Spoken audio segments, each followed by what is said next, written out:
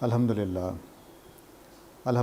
رب العالمین، الصلاۃ والسلام علی رسولہ الکریم، فاعوذ باللہ من الشیطان الرجیم، بسم اللہ الرحمن الرحیم۔ سورہ البقرہ کی 232 تک ہم نے پچھلی دفعہ کر لیا تھا، آج 233 نمبر آیت ہم پڑھیں گے۔ فرمایا کہ والوالدات یرضعن اولادہن حولین کاملین لمن اراد ان یتم الرضاعہ وعلی المولود لہ رزقہن وکسوتہن بالمعروف لا تکلف نفس الا وسعها ولا تضار والدۃ بولدہا ولا مولود لہ بولدہ وعلی الوارث مثل ذلک۔ مائیں جو ہیں وہ اپنی اولاد کو دودھ پلائیں گی پورے 2 سال، جو ارادہ رکھتا ہو کہ رضاعت کو پورا کرے گا۔ یہ انہی ماؤں کی بات ہو رہی ہے جن کو طلاق ہو گئی ہے۔ تو طلاق کے بعد یہ لازم تھا کہ یہ مسئلہ بھی حل کیا جائے کہ طلاق کے بعد ماں کو کتنی دیر تک ستایا جا سکتا ہے دودھ پلانے کے اعتبار سے، یا اس کے اوپر یہ ذمہ داری کب تک ڈالی جا سکتی ہے۔ تو فرمایا کہ جو ارادہ کرے کہ رضاعت کو پورا کرے گا تو وہ 2 سال تک مائیں دودھ پلانے کی پابند ہوں گی، ٹھیک ہے۔ اور یہ آگے دوسرے قوانین اس کے بتا رہے ہیں اللہ تعالیٰ کہ 2 سال تک وہ دودھ پلائیں گی۔ اس سے پھر ہم نے عمومی قاعدہ بھی نکال لیا کہ رضاعت ہے ہی 2 سال کی، کیونکہ آگے جو فرمایا ہے کہ لمن اراد ان یتم الرضاع، تو اس سے ایسے لگتا ہے کہ مکمل رضاعت جو ہے وہ 2 سال کی ہے۔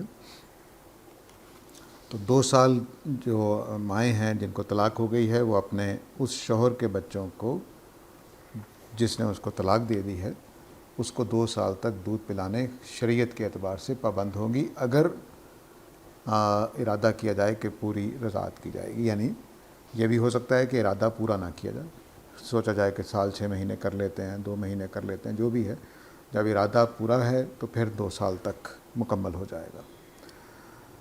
وعلی المولود لہ رزقہن وکسوتہن، اس شرط کے ساتھ وہ 2 سال پورے کریں گی کہ جو باپ ہے وہ ان کا خرچہ اٹھائے گا، کھانے پینے کا اور کپڑوں کا، یہ 2 خرچے اٹھائے گا۔ طلاق دینے والا شوہر اگر بیوی سے چاہے، اس کی طلاق یافتہ بیوی سے چاہے کہ وہ اپنے بچوں کو دودھ پلائے گی 2 سال، تو پورے 2 سال کے لیے اس کو کھانا پینا اور کپڑے فراہم کیے جائیں گے شوہر کی طرف سے، بالمعروف، جو بھی سٹینڈرڈ ہوگا اس کے مطابق، ٹھیک ہو گیا۔ تو طلاق یافتہ مائیں شوہر کے کہنے پر اگر ارادہ یہ ہو کہ رضاعت پوری کی جائے گی تو 2 سال تک دودھ پلائیں گی اپنے بچوں کو، اس شرط پر کہ شوہر یعنی بچے کا باپ وہ اپنی بیوی کو جس کو اس نے طلاق دی ہوئی ہے اگلے 2 سال کھانا پینا دے گا اور لباس دے گا۔ اللہ تعالیٰ نے رہنے کی ذمہ داری نہیں ڈالی کہ جس گھر میں رہ رہی ہے کرائے وغیرہ وہ نہیں، لیکن رزق اور کسوت، البتہ رزق میں بعض لوگوں نے رہائش کو بھی شامل کیا ہے، تو قیاساً شامل ہو سکتا ہے۔ لا تکلف نفس الا وسعها، کسی جان پر اس کی ہمت سے زیادہ بوجھ نہیں ڈالا جائے گا۔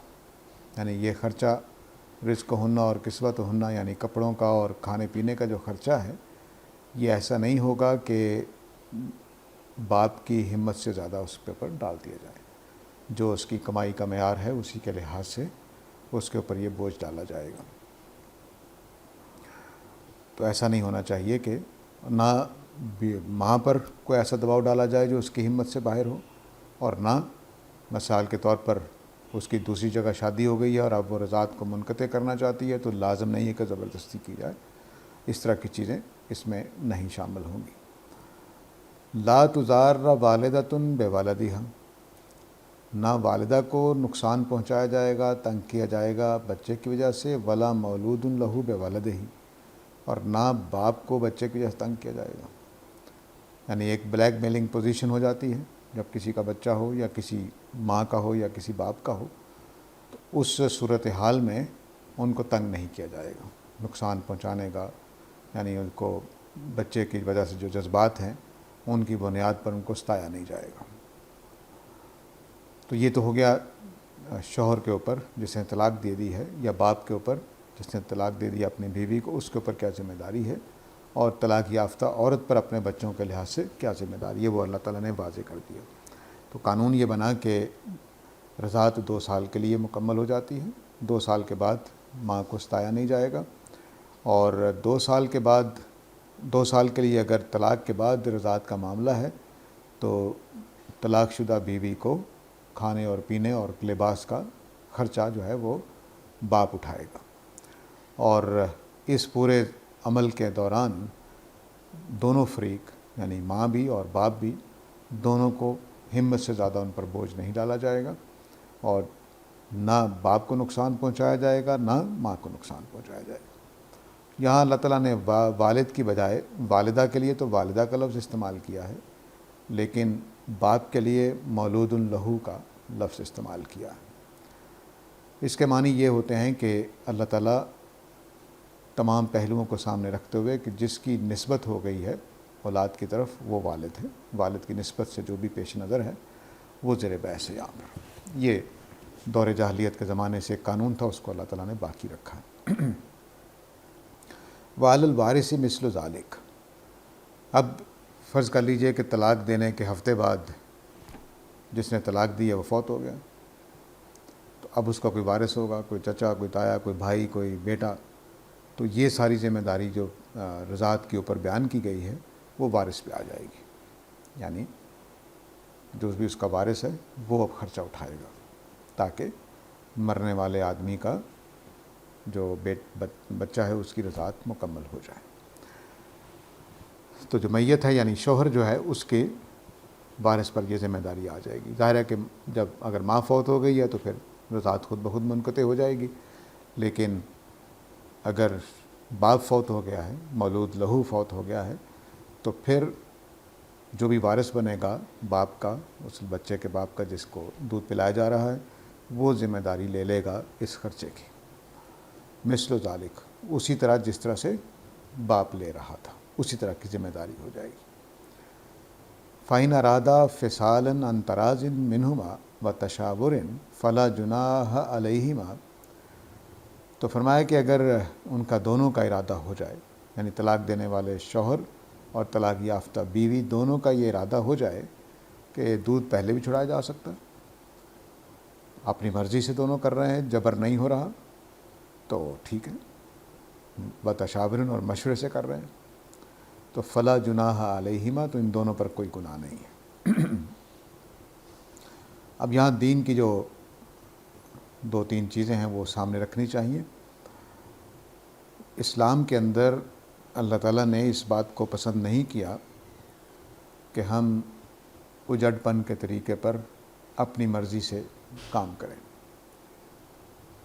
بلکہ مشورے سے اور رضا سے، ایک دوسرے کی رضا سے کچھ کام کرنے ضروری ہیں۔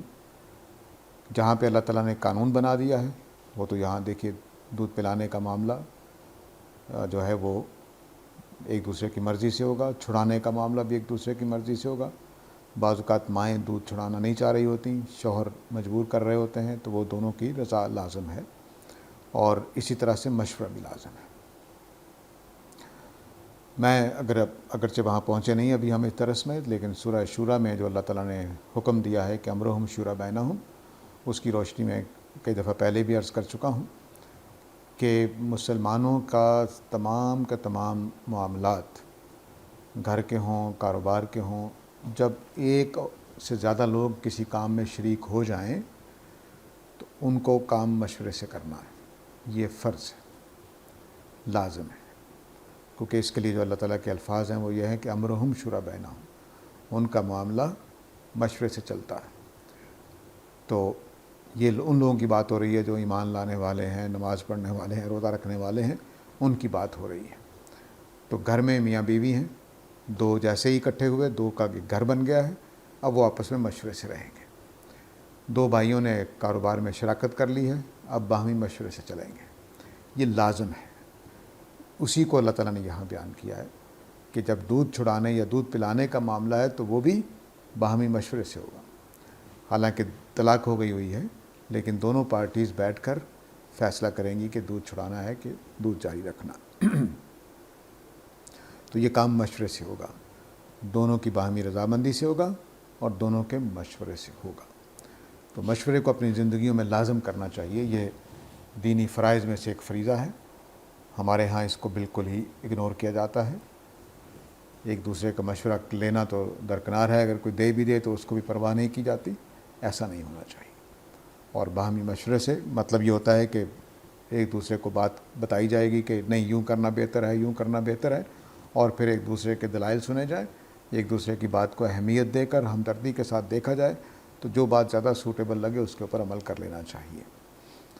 یہ اللہ تعالیٰ کا حکم ہے تمام مسلمانوں کو کہ وہ سارے کام مشورے سے کریں. پیچھے جو بات گزری ہے کہ شوہر جو ہے وہ قوام ہے، اس سے مشورے کی نفی نہیں ہوتی ہے، بلکہ ہر قوام کو مشورہ کرنا لازم ہے. یہ انسانی زندگی کا ایک لازمی حصہ ہے. قوام ہونے کا مطلب صرف یہ ہے کہ اس کی بعض نکاح کی کنجی اس کے ہاتھ میں ہے، نکاح توڑنے اور قائم رکھنے کا فیصلہ اس کے ہاتھ میں ہے، باقی چیزوں میں مشورہ کرتا رہے گا. اب یہ قانون جو ہے وہ پوری طرح سے واضح ہے کہ طلاق کے بعد بھی ماؤں کو دودھ پلانے کا پابند کیا جا سکتا ہے، لیکن صرف 2 سال کے لیے، جب مکمل دودھ پلانے کا عمل کرنا ہو. اور اس شرط پر یہ ہوگا کہ طلاق شدہ بیوی کو جو دودھ پلا رہی ہے بچے کو، اس کو کھانا پینا اور لباس وغیرہ دیا جائے گا. دونوں پارٹیوں کو ستایا نہیں جائے گا. والدہ کو بچے کی وجہ سے اور والد کو بھی بچے کی وجہ سے جذبات کا استعمال نہیں کیا جائے گا. اگر باپ فوت ہو گیا ہے بچے کا جس کو دودھ پلایا جا رہا ہے تو اس کا وارث جو ہوگا اس کے اوپر ذمہ داری آ جائے گی اس خرچے کی. اور اگر دونوں مشورے سے، اب یہ یہاں چونکہ اللہ تعالیٰ نے وارث کے بعد ذکر کیا ہے، تو وارث اور باپ دونوں مشورے میں شریک ہو سکتے ہیں. یعنی مثال کے طور پر ایک آدمی اپنا بیوی کو جس کو اس نے طلاق دی تھی خرچہ دے رہا تھا، لیکن اب وہ فوت ہو گیا ہے تو اس کے بھائی نے معاملات کو سنبھال لیا ہے، تو اس کا بھائی اپنی طلاق یافتہ بھابھی سے مشورہ کر کے ختم کر سکتے ہیں. تو دونوں کے لیے یہ امکان ہے کہ دونوں میاں بیوی آپس میں مشورے سے کر لیں ختم، یا وارث جو ہے وہ مشورہ کر کے راضی ہو کر مشورہ کر کے ختم کر سکتے ہیں. وَإِنْ أَرَدتُّمْ أَن تَسْتَرْضِعُوا أَوْلَادَكُمْ فَلَا جُنَاحَ عَلَيْكُمْ إِذَا سَلَّمْتُمْ مَا آتَيْتُمْ بِالْمَعْرُوفِ. اب یہ دوسرا کیس چل پڑا ہے. وہ کیس یہ ہے کہ فرض کر لیجئے کہ مہینے کے بعد معاملات لگ رہا ہے کہ سنبھالے نہیں جا رہے، دودھ چھڑانے کا فیصلہ کیا دونوں نے مشورے سے. تو اب شوہر جو باپ ہے وہ اپنے بچے کو کسی اور سے دودھ پلوانا چاہتا ہے. عربوں کے ہاں اس کا بہت رواج تھا اور ہمارے ہاں بھی ہے، لیکن اس کو معاوضے کے بغیر ہمارے ہاں تصور ہے. کوئی دودھ پلانے والیاں ہائر نہیں کی جاتی، تو چچی تائی کو دے دیا جاتا ہے، نانی کو دے دیا جاتا ہے، جو بھی معاملات ہوتے ہیں. تو اس کو بھی اللہ تعالیٰ نے یہاں زیر بحث لے آئے ہیں کہ یہ معاملہ بھی کیا جا سکتا ہے کہ کسی اور سے دودھ پلا لیا جائے، اس شرط پر کہ جو کچھ دینا دلانا ہے وہ معروف طریقے سے ہو. اس میں اب دونوں کو بعض لوگوں نے ترجیح دی ہے کہ صرف یہ متعلقہ ماؤں کے لیے ہے. میرے خیال میں یہ دونوں کے لیے ہے. جس کو دودھ اب پلانے کی ذمہ داری دی جا رہی ہے اس کو بھی پورے ادائیگی کی جائے گی، اور جو والدہ تھی جو طلاق یافتہ تھی اس کو بھی پوری ادائیگی کی جائے گی. تو دودھ چھڑا کر کسی اور خاتون کی ذمہ داری لگانے میں گناہ نہیں ہے. یعنی اب یہ بہانہ نہیں بنایا جا سکتا کہ ماں ہی سے دودھ پلایا جائے گا، یہ لازم نہیں ہے. یہ اللہ تعالیٰ ہیں جو واضح کر رہے ہیں کہ اس میں گناہ نہیں ہے کہ دودھ پلانے کا معاملہ کسی وجہ سے، شوہر کی وجہ سے یا بیوی کی وجہ سے چھوڑا جا سکتا. وَاتَّقُوا اللَّهَ وَاعْلَمُوا أَنَّ اللَّهَ بِمَا تَعْمَلُونَ بَصِيرٌ. اللہ سے ڈرتے رہو اور جان رکھو کہ اللہ تعالیٰ جو کچھ تم عمل کرتے ہو اس کو دیکھ رہے ہیں. سارے دین کی بنیاد تقوی پر ہے، اور سارے قوانین کے اوپر عمل کرنے کی بنیاد بھی تقوی ہے.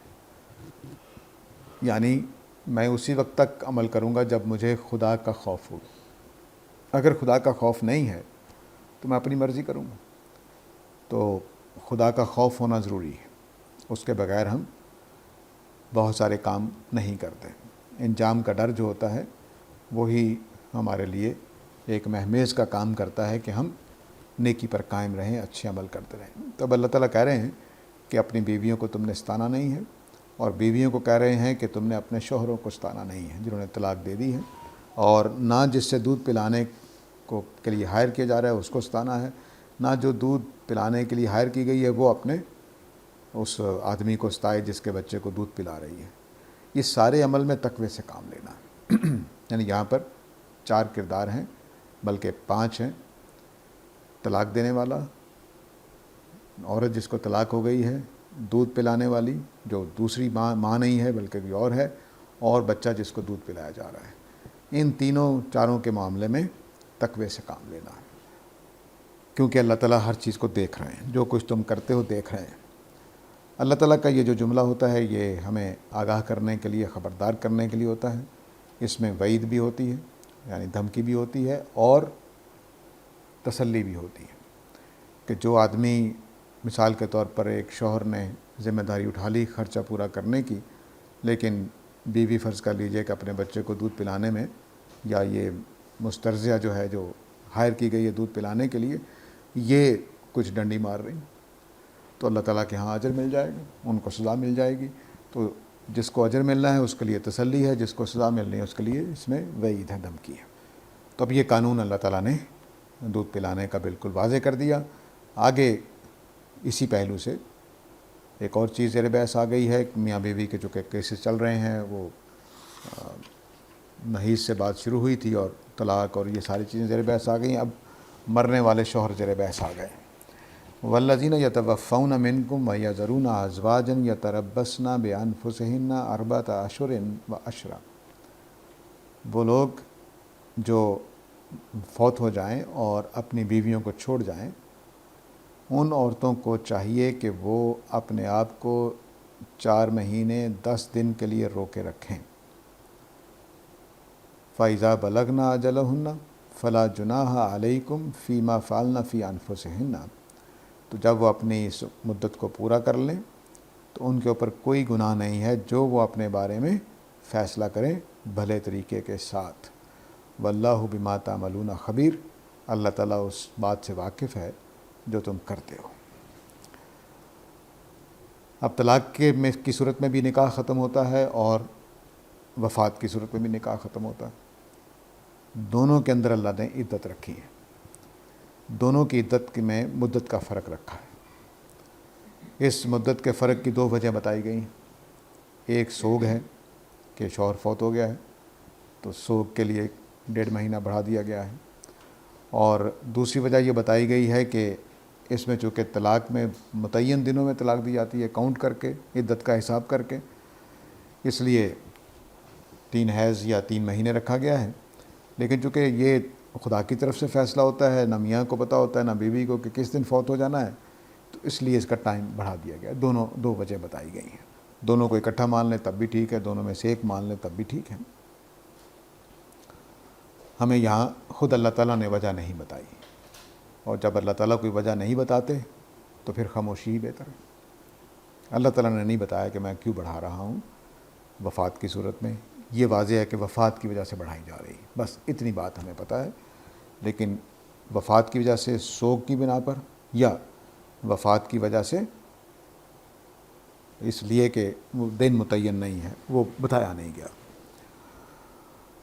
تو اب حکم کیا ہے؟ حکم یہ ہے کہ تم میں سے جو فوت ہو جائیں اور اپنی بیویوں کو چھوڑ دیں تو ان عورتوں کو 4 مہینے 10 دن تک انتظار کرنا ہے۔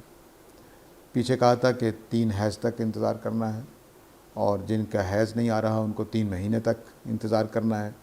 یہ عدت 3 قسم کی ہو گئی، 3 مہینے، 3 حیض اور 4 مہینے 10 دن۔ یہ جو 4 مہینے 10 دن ہیں، یہ اور 3 مہینے یا 3 حیض، تینوں عدتوں میں خدا نے کوئی بات ایسی پیش نظر رکھی ہے جو ہمیں نہیں بتائی۔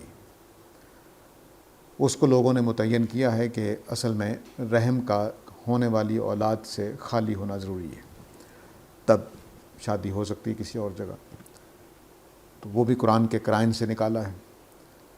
تو اگر وہ اب ہمارے زمانے میں آ کر ایک مسئلہ پیدا ہوا، بعض قدیم علماء بھی اس بات کے قائل ہیں کہ اگر کسی طرح سے معلوم ہو جائے، استبراء رحم کہتے ہیں اس کو، استبراء رحم ہو جائے تو ہم طلاق عدت ختم کر سکتے ہیں. میرے خیال میں یہ بات درست نہیں ہے. عدت میں ٹائم پورا کرنا اصل چیز. کہیں بھی اللہ تعالیٰ نے اس کی علت واضح نہیں کی ہے. ہر جگہ پہ یہی کہا ہے کہ جب ٹائم پورا ہو جائے، جب مقررہ وقت آ جائے، تو اس لیے وقت ہی اصل میں عدت ہے. قرآن مجید کا یہ طریقہ ہے کہ اگر علت وقت نہ ہوتا تو پھر اللہ تعالیٰ کچھ اور باتیں بھی بتا دیتے ہیں. ٹھیک ہے. اب ایک ایسی چیز ہے جو ان لوگوں کے حق میں جاتی ہے، وہ یہ کہ جب اولاد ہو جائے تو عدت ختم ہو جاتی ہے.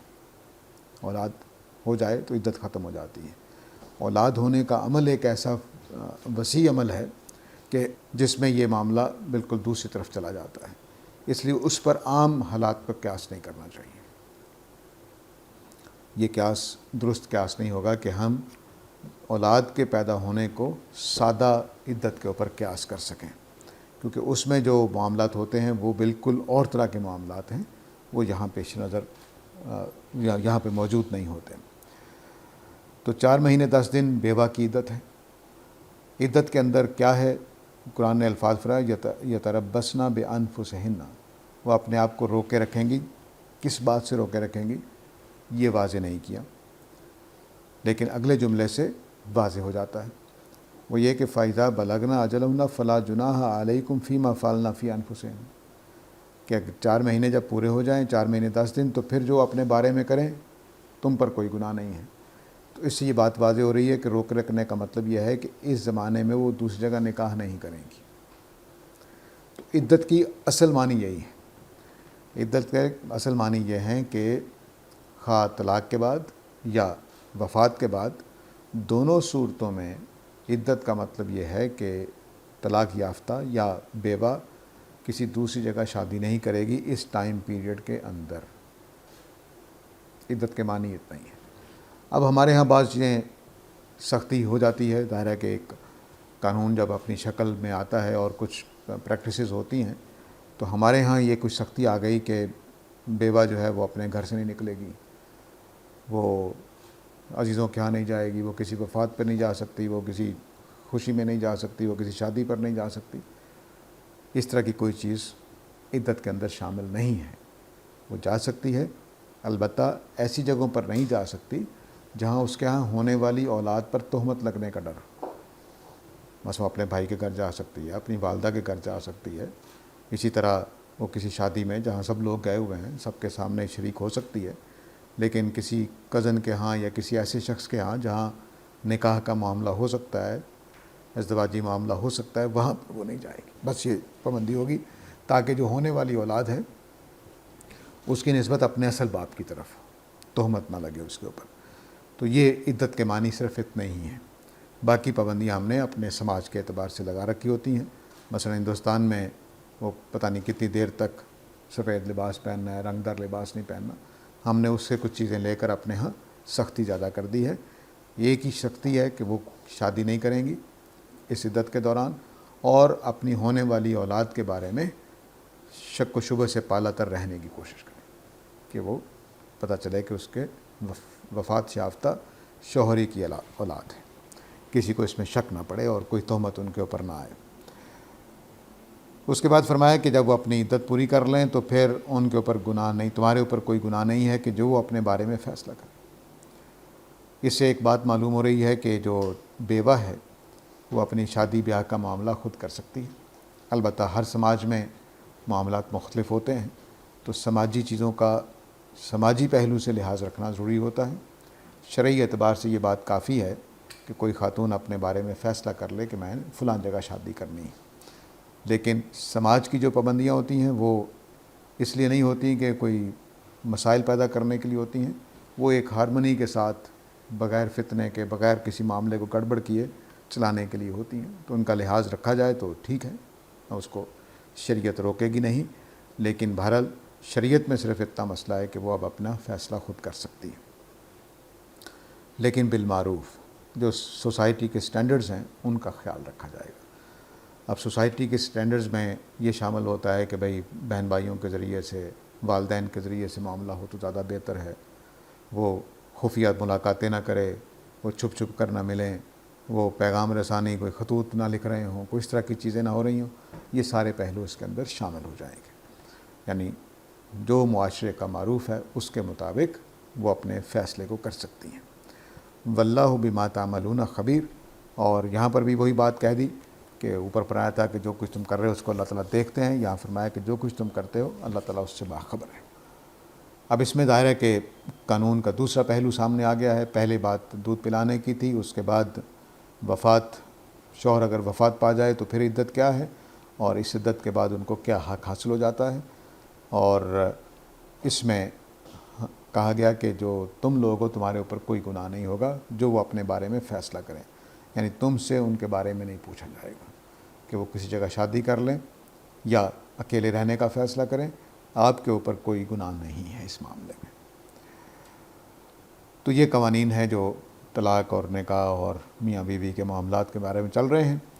آگے اسی قانون کو آگے بڑھایا کہ ولا جناح علیکم فیما عرضتم بہ من خطبۃ النساء او اکننتم فی انفسکم علم اللہ انکم ستذکرونہن ولکن لا تواعدوہن سرا الا ان تقولوا قولا معروفا۔ تمہارے اوپر اس میں کوئی گناہ نہیں ہے کہ تم ان عورتوں کو پیغام بھیجو شادی کے لیے، اس میں کوئی گناہ نہیں۔ ظاہر ہے کہ جب عدت ختم ہو جائے گی تو وہ دوسری جگہ شادی کر سکتی ہیں تو آپ پیغام بھیج سکتے ہیں، تو جب پیغام بھیج سکتے ہیں تو اس میں کوئی گناہ نہیں ہے۔ یعنی پہلے عورتوں کو بتایا جو بیوہ ہے کہ وہ اپنے بارے میں خود فیصلہ کر سکتی ہے، یہی بات ظاہر ہے کہ طلاق یافتہ کے لیے ہوگی کہ وہ خود فیصلہ کر سکتی ہے، اس میں کوئی گناہ کی بات نہیں ہے۔ اور دوسرا فرمایا کہ اب کوئی نکاح کا پیغام بھیجنا چاہے تو بھیج سکتا۔ اب یہ کب بھیجے گا؟ ظاہر ہے کہ عدت کے دوران بھیجنا ٹھیک نہیں ہوتا، لیکن اللہ نے فرمایا کہ اس پہ گناہ نہیں ہے، لیکن اشارے کنایے سے کوئی بات پہنچائی جا سکتی ہے، کیونکہ ایک عورت کا شوہر وفات پا گیا ہے، وہ غم کی حالت میں ہے، کس صورت میں ہے، آپ نے ایک پیغام بھیج دیا ہے تو اس کو برا بھی لگ سکتا ہے، غلط معنی بھی لیے جا سکتے ہیں، تو اس لیے یہ پیش تو کیا جا سکتا ہے، اس میں گناہ نہیں، لیکن ظاہر ہے کہ سلیقے کے ساتھ۔ او اکننتم فی انفسکم، اس میں بھی گناہ نہیں ہے کہ دل میں خیال کر لو پیغام نہیں بھیجا، اس میں بھی کوئی گناہ نہیں ہے، کیونکہ اللہ تعالیٰ یہ تو جانتے ہی ہیں کہ تم عنقریب ان سے بات کرنے والے ہو، لیکن ان سے لا تواعدوہن سرا، لیکن چھپ چھپا کے خفیہ طریقے سے ان سے کوئی وعدہ نہیں کرو گے۔ تو اب کسی کے ذریعے سے آپ پیغام بھیج سکتے ہیں کہ بھئی آپ کے ساتھ میں شادی کرنا چاہتا ہوں یا فلاں آدمی کرنا چاہتا ہے، یہ پیغام بھیجا جا سکتا ہے، یا دل میں بھی رکھا جا سکتا ہے پہنچانے کے، اس دونوں باتوں میں کوئی گناہ نہیں ہے۔ لیکن اس بات میں گناہ ہے کہ چھپ چھپا کے کوئی ملاقاتیں کی جائیں، کوئی وعدے کیے جائیں، کوئی یہ کیا جائے، کوئی وہ کیا جائے، اس کو اللہ تعالیٰ نے منع کر دیا۔ اس کی وجہ یہ ہے کہ اسلام کے اندر خفیہ شادی، اس طرح کے معاملات میں خفیہ طریقے سے معاملات کرنا، یہ اللہ تعالیٰ کو پسند نہیں ہے۔ شادی اعلانیہ ہوتی ہے، اور اتنی اعلانیہ ہونی چاہیے کہ دونوں خاندانوں کو پتہ ہو، تمام کزن، چچا، تایا، ان کو پتہ ہو، دونوں لڑکی والوں کو بھی اور لڑکے والوں کو بھی، دونوں کے بارے میں واضح ہو کہ یہ شادی ہونے جا رہی ہے، کیونکہ یہ عورت کی عزت کا معاملہ ہے کہ اٹھا کر تو نہیں لے آئے، بھاگ کر تو نہیں آ گئے، اس لیے اللہ تعالیٰ نے شادی کو اعلانیہ رکھا ہے۔ یہ آیت جو ہے اس بات کا قرینہ ہے، اس لیے نبی کریم صلی اللہ علیہ وسلم فرمایا کرتے تھے کہ اعلنوا ولو بالدف، کہ شادی کا اعلان کرو خواہ دف بجا کر کرو، محلے کو پتہ ہو، گھر والوں کو پتہ ہو، رشتہ داروں کو پتہ ہو کہ شادی ہو رہی ہے، یہ نہیں کہ آپ اچانک آپ کے گھر میں ایک خاتون دیکھی گئی ہے، پتہ چلا جی کہ بہو ہے، نہیں، یہ تو کوئی بات نہیں ہے۔ تو معاشرے میں قریبی لوگوں کو، محلے والوں کو پتہ ہو کہ شادی ہو رہی ہے۔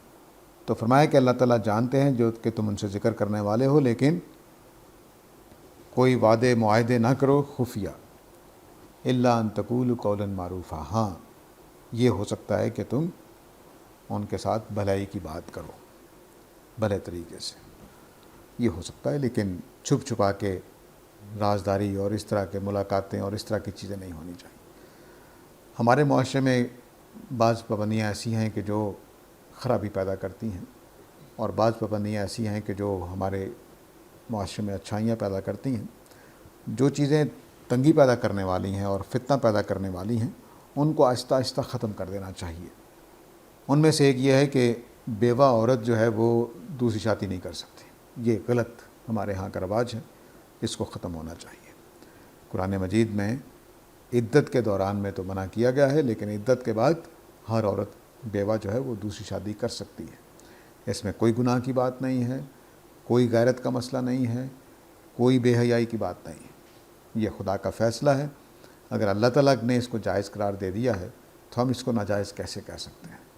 تو جو لوگ اب یہ سمجھتے ہیں کہ ہماری بیوہ والدہ دوسری جگہ چلی جائے گی، یہ کوئی برائی کی بات نہیں ہے، بلکہ برائی کی بات یہ ہے کہ ان کو شادی نہ کرنے دی جائے، سوائے اس کے کہ بالکل آخری عمر کا معاملہ ہے، اس میں ظاہر ہے کہ بچوں کے پاس رہنا زیادہ آسان ہے، لیکن اگر بچے نہیں ہیں تو ان کی بھی شادی کر دینے میں کوئی حرج نہیں ہے۔ تو شادی کا اب وفات کے بعد پہلے بتایا کہ عدت کیا ہے۔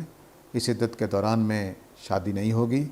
پیغام رسانی واضح سادہ طریقے پر ہو سکتی ہے، لیکن چھپ چھپا کر یا وعدے جو ہوتے ہیں دوستی یاری والے وہ چیزیں نہیں چلیں گی۔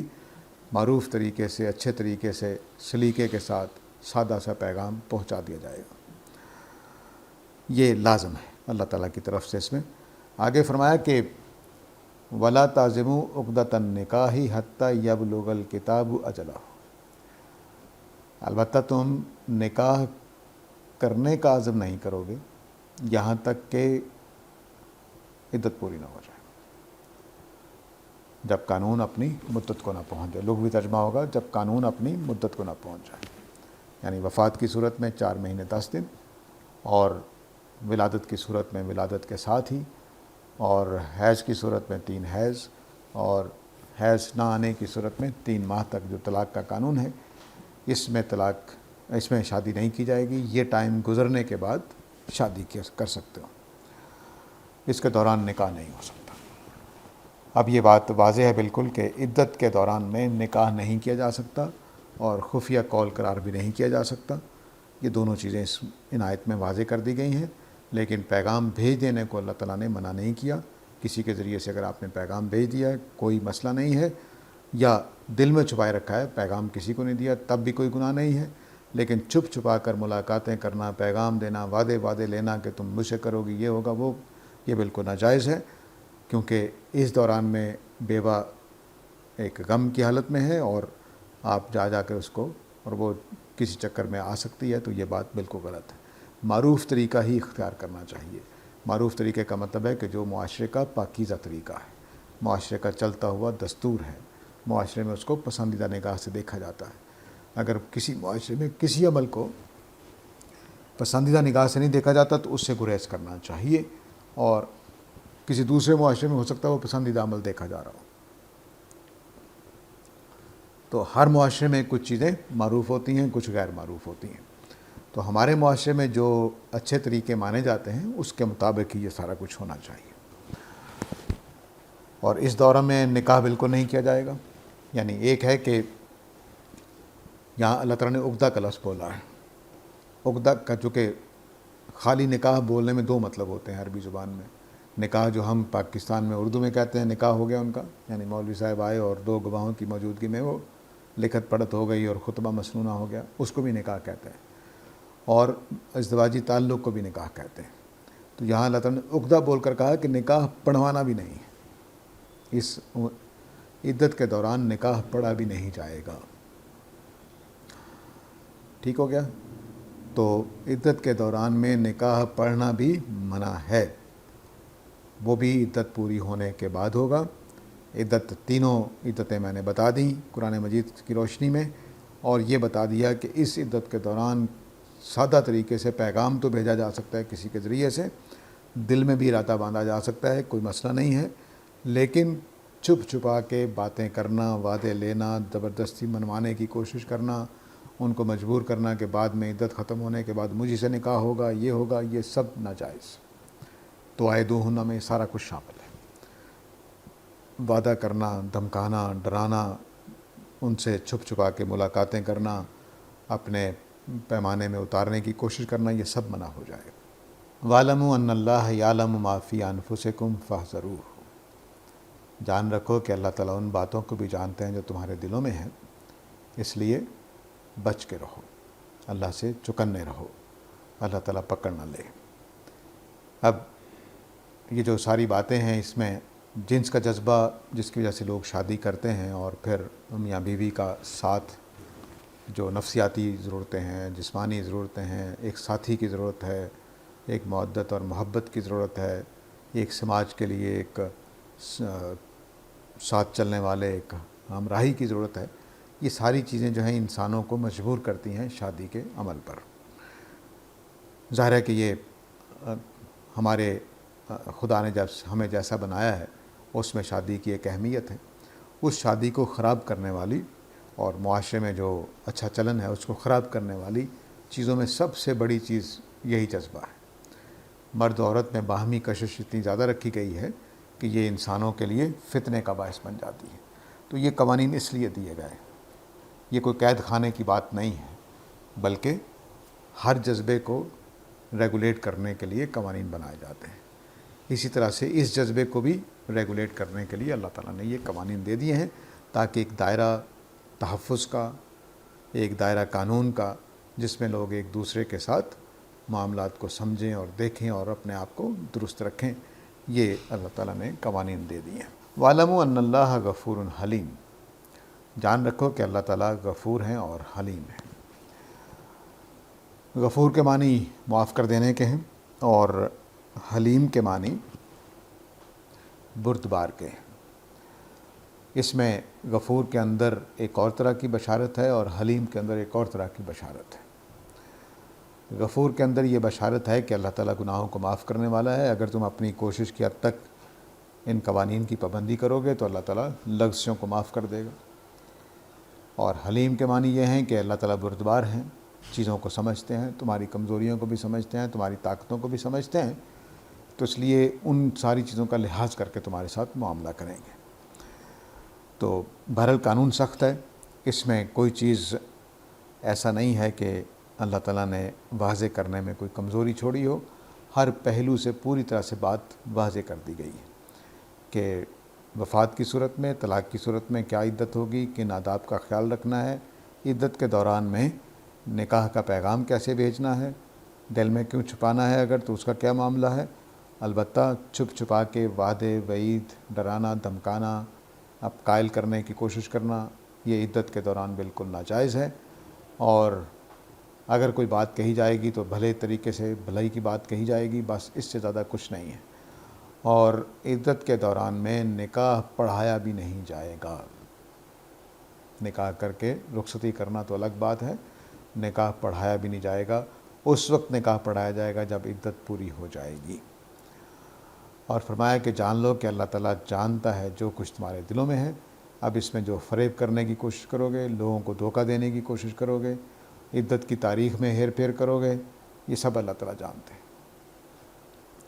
اس لیے اللہ تعالیٰ سے چکنے رہو کہ وہ پکڑ لے گا۔ وَاعْلَمُوا أَنَّ اللَّهَ غَفُورٌ حَلِيمٌ، اور اللہ تعالیٰ مغفرت فرمانے والے مہربان ہیں۔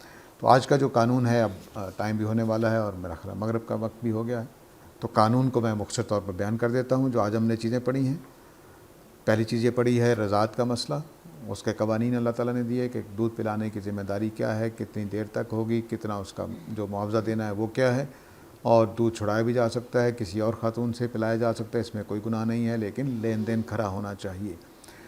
اس کے بعد فرمایا کہ وفات کی صورت میں عدت کیا ہے، اور اس عدت کے دوران میں کیا معاملہ کرنا ہے، اور عورتیں اس کے بعد اپنے بارے میں جو فیصلہ کریں اس میں تمہارے اوپر کوئی ذمہ داری نہیں ہے۔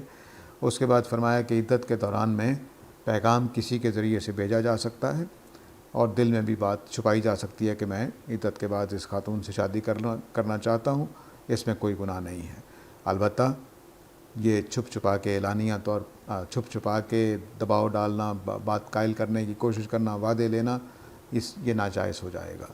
صرف معروف طریقے کی بات کی جا سکتی ہے۔ معروف کے معنی میں نے بتا دیے کہ سوسائٹی کے جو سٹینڈرڈز ہوتے ہیں جن پر کسی معاشرے میں بھلائی کے ساتھ عمل ہو رہا ہوتا ہے اس کے مطابق ہوگا۔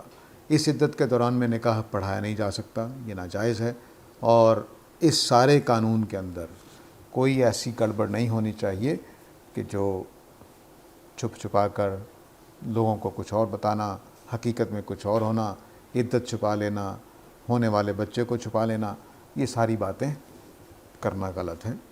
اللہ تعالیٰ نے بتایا کہ میں تمہارے دل کی باتوں کو جانتا ہوں، البتہ جو کوتاہی ہو جاتی ہے پھر بھی پوری طرح سے عمل کرنے کے باوجود اس میں اللہ تعالیٰ معاف کرنے والے ہیں۔ تو یہاں روک لیتے ہیں درس کو۔